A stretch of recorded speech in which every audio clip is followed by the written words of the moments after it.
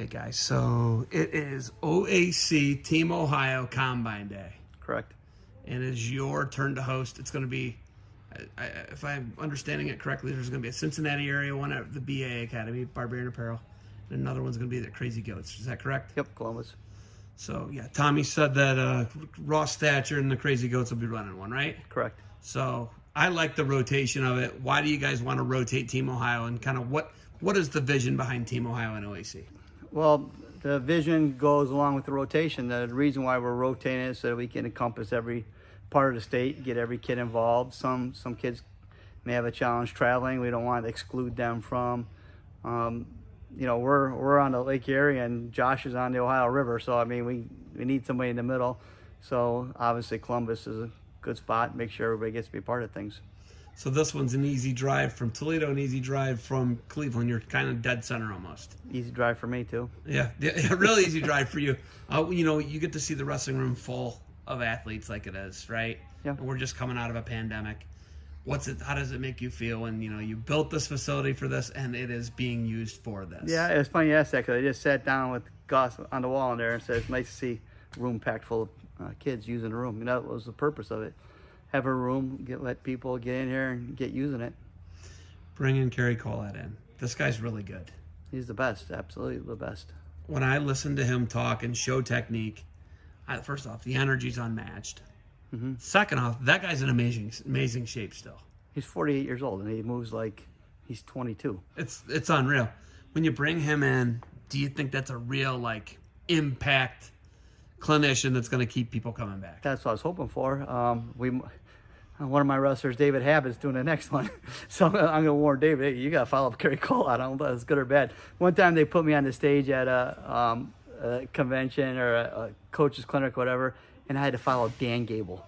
I'm like, thanks. Dan Gable, and I'm next. Half the place people just got up and left as soon as Gable was done talking. I hope I didn't set David up like that, because this is going to be rough. David just finished a great career. Yeah, right? Did you get to see his last match of his career? That's about the against the highlights. Greek? I didn't get to see it live. Oh my goodness, he wrestled this Greek guy who came out and kind of barnstormed him, and then Dave came back and went typical west side of Cleveland on the guy. Came up a little short though, but Dave, third in the Euros, NCAA finalist for Edinburgh, Ignatius state champ.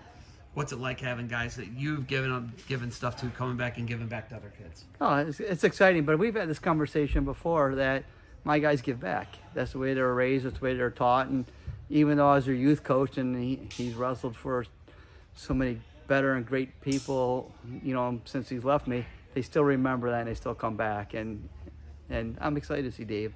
Jody was like, I don't know, I don't want to reach out to him too fast because he might not be in a good place. I'm like, David Habbett is always in a good place. If you know David, he's a great guy, great kid. Well, not kid anymore. He's got 2 kids of his own, but he's a great young man that he gets it.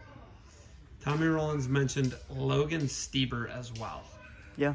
He brought his name into the mix. I was like, wow, you guys are not playing. No, this has to be done right.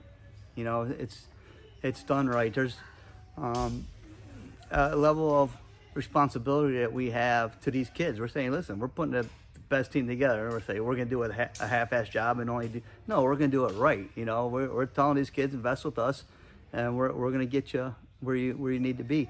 So, we do it right.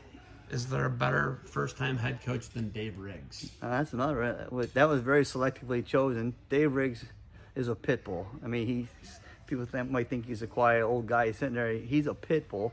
He knows coaching. Nobody's going to tell that guy, none of his parents will overrun him. I'll tell you, that's never going to happen.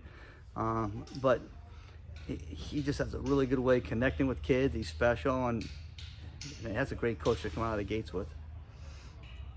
And when you have all these people in this building, do you guys even try and sell soap at all? Do you even offer? Can they buy soap when they come here? Will you let them? Ash has a table set up if anybody wants it, but we're never very pushy with that type of stuff. If they want it, it's here. If they don't know we have it, then I don't know how we couldn't get a bigger billboard than being in our building, I guess.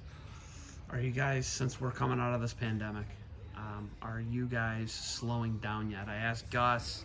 Says that it's a little different, but man, last year when I was here at this time, it was murder. It was all hands on deck, 12 to 14, 16-hour days. Is it like that anymore? No, it's going back to, we're actually measuring we're taking 2020 out of the equation for everything. All of our forecasting, all of our growth strategies, all that is taken 2020. We're basing off of 2019. What were we doing in 2019 to expect to see what we're going to be doing in 2021? It was such an enigma, this 2020. I hate even talking about it. You know, we spiked tremendously, and then we ran supply chain issues and everything. I like predicting my 30% growth year after year after year. I can control that. I could order for that. It's much better. What was the actual growth percentage? If you went off 2020, which is a total anomaly, what was your business spike in 2020? We went up 50%. So you went from 30, an annual of 30 to 50. Yeah, but there's a couple more zeros in there. Yeah, so it went, but it's off the chart, and it's obviously unforeseeable in the future, right? Yeah. But you'll be ready next time. Well, that's why my warehouse is packed full of stuff. They force you to be ready. You can't order. We used to order like maybe 10 skids of something, 10 skids of containers for wipes. Now I have to order an entire semi-load of 26 skids. So they actually forced me to be a better company. I had to grow. I had to forecast better. I had to order larger amounts, which gave me better pricing. So there's a silver lining in everything. You got to make it work. All right, Coach Kolat's about to run through live. You got anything else for me? Nope. I'm just happy that you're here. Hopefully it gets the word out that, we're a soap company in wrestling, but we're wrestlers. And if this doesn't prove that we're wrestlers, I don't know what does. All right. You always do have one more thing for me. What is it? Yeah, defend what you built.